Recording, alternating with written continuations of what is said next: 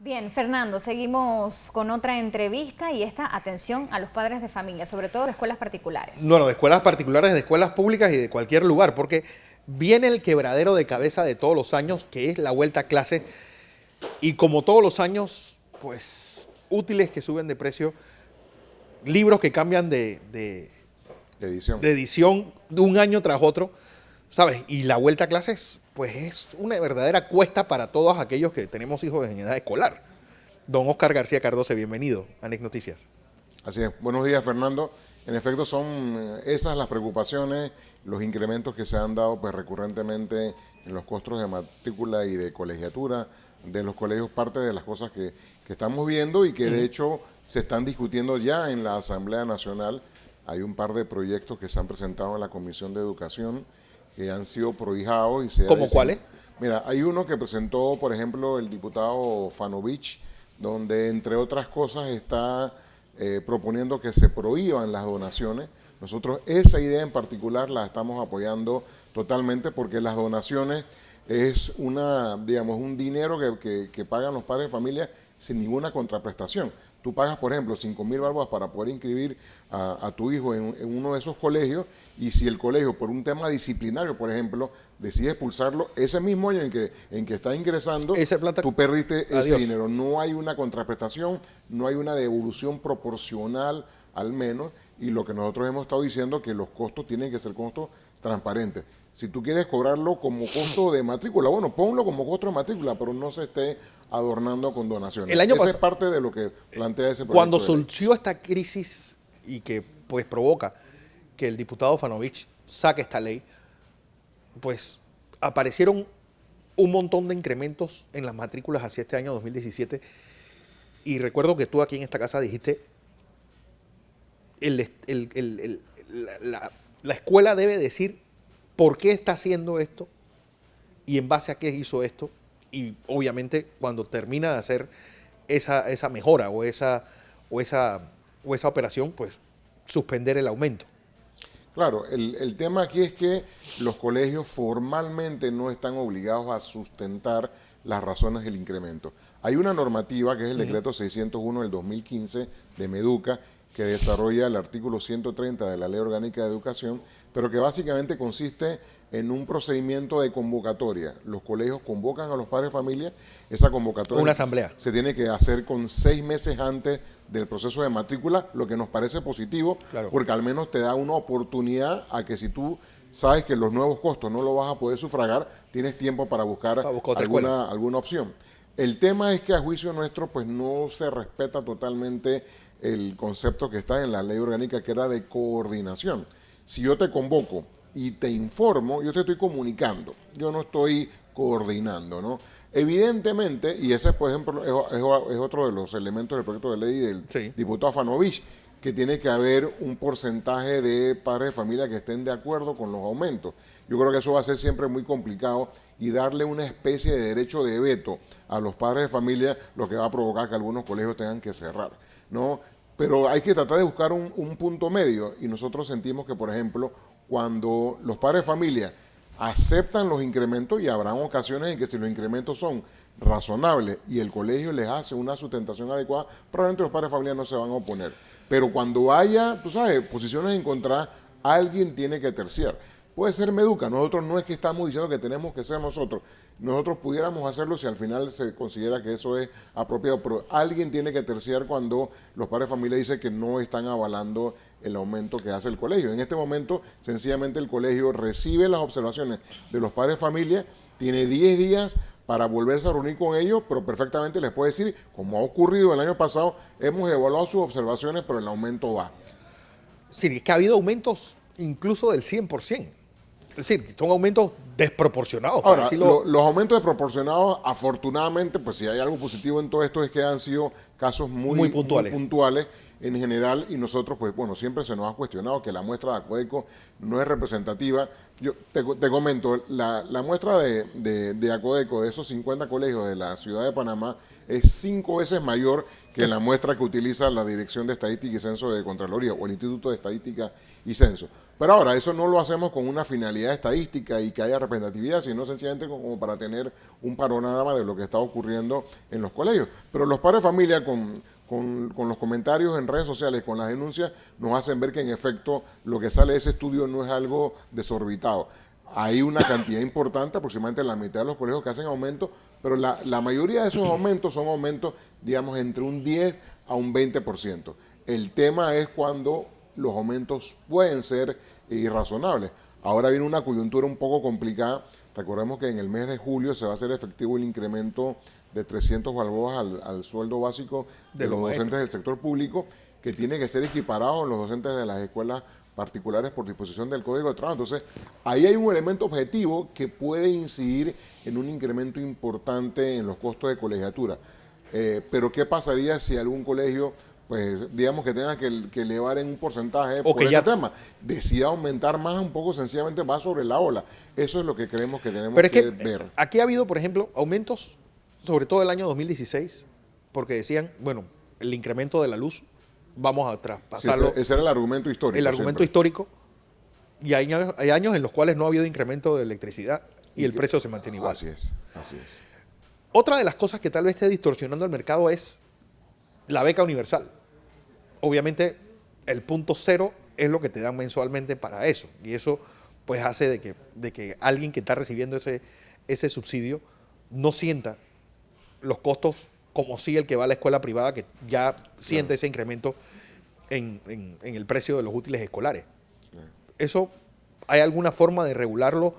¿O hay alguna forma, por ejemplo, de que todas las becas universales pues se compren en ciertos establecimientos para poder que no paguemos justos por pecadores en el mercado en general? Claro, de hecho nosotros hemos conversado en algún momento con algunos funcionarios del MEF sobre este tema, y aquí hay que tener algo de cuidado, porque en la medida que, por ejemplo, a los padres de familia se les diera, digamos, ese apoyo, por llamarlo así, hay que tener cuidado de que eso termine generando más aumentos, porque desde el punto de vista de algún colegio va a decir, es que ahora los padres de familia tienen una mayor capacidad de pago. Entonces, evidentemente creo que los apoyos deberán condicionarse también a que los aumentos o los niveles de matrícula o de colegiatura no rebasaran ciertos niveles para evitar ese comportamiento oportunista que pudieran tener algunos colegios. Nosotros además hemos hecho 2 propuestas en la discusión de estos temas.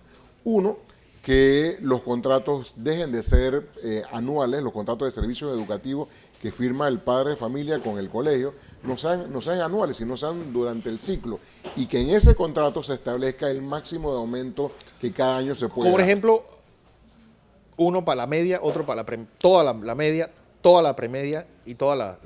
Así es, de forma tal que el padre de familia, desde que tú matriculas a tu hijo, por ejemplo, en primer grado, ya sabes que puedes hasta noveno saber cuál es el límite que te costaría al final en ese colegio, ¿no? Entonces tú no puedes después como padre de familia alegar que te están subiendo los costos y que tú no sabías, porque está en el contrato. La clave va a ser pues el nivel de aumento que se establezca ahí, pero al menos habría un tema de certeza para el padre de familia cuánto es lo máximo que él pagaría. Claro. Si esos aumentos se van a hacer efectivos en ese monto o menos, es un tema que está por ver, pero al menos ahí hay una posibilidad. Y la otra que hemos planteado es que cuando los aumentos superen cierto nivel, por ejemplo, más de 10% versus el costo anterior, los colegios no solamente tengan que hacer esa comunicación 6 meses antes de la matrícula, sino hacer una sustentación ante terceros.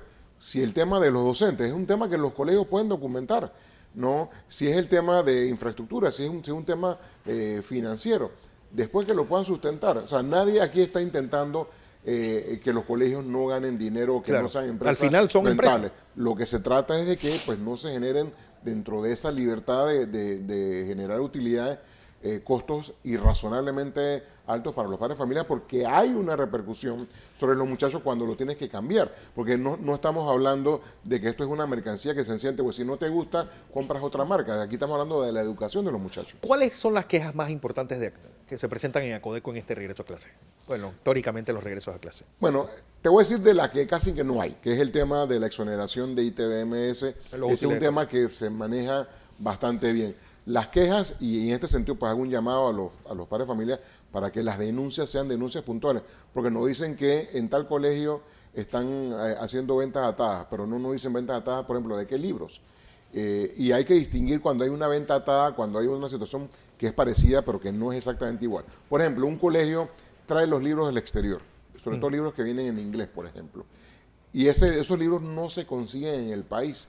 Ahí no es que el colegio te esté obligando, o sea, te obligan las circunstancias, porque no hay otro proveedor. Sí, Una venta atada sería que ese libro tú lo puedas conseguir libremente en cualquier otra librería, por ejemplo, y el colegio te exija que tú se lo compres a ellos. Eso sí es un tema que si está ocurriendo, nosotros le pedimos a los padres de familia que nos lo denuncien, pero que nos lo denuncien con datos específicos, no sencillamente como que vayamos a un colegio a averiguar, porque después los colegios se quejan de que lo estamos hostigando. Por ejemplo, quejas como el de los busitos colegiales, ¿también ustedes lo regulan? El caso de los busitos colegiales tiene componentes de la Autoridad de Tránsito. En el caso nuestro, el componente sería fundamentalmente que tiene que haber un contrato de servicios educativos y en la mayoría de los casos, perdón, de servicios de transporte. Y en la mayoría de los casos lo hay. La queja con los busitos, la queja principal es una queja parecida que se da con los centros educativos particulares, como que, por ejemplo, recuerdo el año pasado, que me parece que se entró el 28 de febrero, que era el último día de febrero. Entonces dice, por un día de clase me están cobrando todo el mes. O en diciembre, que se termina normalmente alrededor del 10 de diciembre. Día de la Madre. Entonces dice, ni tan siquiera dimos la mitad del mes, me están cobrando todo el mes. Y realmente lo que hemos explicado, y esto sirve para tanto los colegios como para los busitos, es que el colegio y los buses hacen una estimación del costo total. Ellos dicen anual. Son 10 mensualidades. Son 10 mensualidades, algunos te cobran 11 y eso se prorratea entre los 9, 10 u 11 pagos. Entonces no es que tú estás pagando por 10 días de clase, tú estás pagando la última cuota de esa especie de arreglo de pago que hiciste. Pero generalmente pues la gente se le olvida lo que firma y entonces se molesta cuando tiene que pagar la totalidad, ¿no? Otro de los aspectos es que los cambios de ediciones de los libros. Es decir, el libro que compro este año, ya el otro año me lo cambiaron un par de comas, cambiaron la portada y es un libro que ya lo dan por nuevo. Mira, ese es un tema que nosotros tuvimos una reunión a finales del 2015, de hecho, con varias editoriales y nos mostraron y nos sustentaron que no es cierto. Es un tema que de repente se empieza a ir comentando y a ir divulgando y pues todo el mundo terminamos pensando que es cierto. Nos mostraron pruebas de que los libros no cambian con esa periodicidad, pero además nosotros hemos verificado que hay una disposición en la ley orgánica, una reforma que se hizo, una modificación que se hizo en el año 2006, donde los libros tienen que tener una duración mínima de 5 años. Si en algún colegio hay una edición que la han cambiado antes de 5 años, habría una violación a esa disposición y sería un tema de Meduca. Nosotros tratamos de ser muy celosos de la competencia que tiene Meduca, de la competencia nuestra. Lo nuestro es más en temas comerciales, si se quiere, de contrato. Ese asunto, si se da, lo debería haber. Pero aquí, por ejemplo, dicen cómo el libro de Baldor es el mismo de hace 45, 50 años y los otros libros tienen que cambiar con tanta periodicidad. Sí. Bueno, evidentemente yo creo que tengo una tendencia que me parece que es para aumentar la rentabilidad de las editoriales, pero la tendencia no es tanto que los vayan cambiando antes de los 5 años, sino que ahora lo que está ocurriendo es que el libro de texto, que en alguna ocasión venía con un libro de trabajo que lo acompañaba, ahora ese libro de trabajo ya no existe, y los trabajos, las actividades, las tareas, los ejercicios se tienen que responder en el libro de texto. Entonces, evidentemente, si tú haces los ejercicios, ese libro de texto, si tú lo intentas vender o si un padre de familia lo quiere comprar, puede ser que luego el docente le diga que no se lo permite al estudiante porque ya viene con la respuesta ahí realizada. Entonces, a mí me parece que eso es una estrategia de las editoriales, probablemente no solamente para el caso panameño, son decisiones que se toman a nivel internacional, pero ahí es muy difícil lo que podamos hacer, porque imagínate entonces que Acodeco esté diciendo lo que debe contener o no un libro, y ya entramos entonces en los aspectos curriculares que no le competen propiamente a Acodeco. Otra de las quejas constantes,